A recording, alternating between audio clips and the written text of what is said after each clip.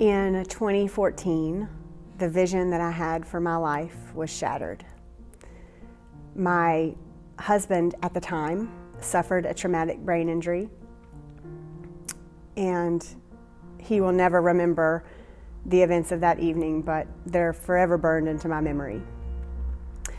At the time, I had a toddler at home, and I was pregnant, 6 weeks pregnant with my second son. Unfortunately, our marriage fell victim to the injury.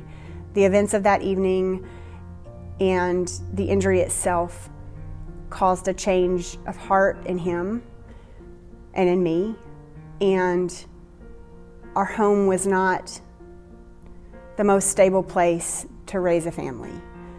And we made the decision together at that time to separate and then eventually divorce. Shana knew she needed professional help, something beyond what friends and family could offer.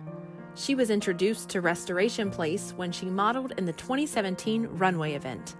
Her walk on the runway that year led to a long, restorative walk down a healing path. When I first started counseling, I really didn't know exactly what I wanted. I just knew I had been through an emotional roller coaster and I needed some stability through my changes that were going on. But I eventually got to a place where I really wanted to dig deeper to the root of my pain, and I was ready for growth. I was ready to be challenged.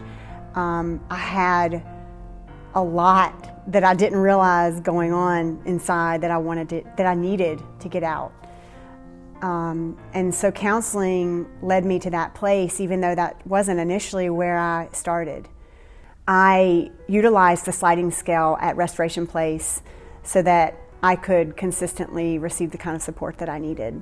I believe it's important to have access to counseling no matter what your financial situation is, and anyone that is in need of that kind of support should be able to have it. And so having that option at Restoration Place was, a blessing to me.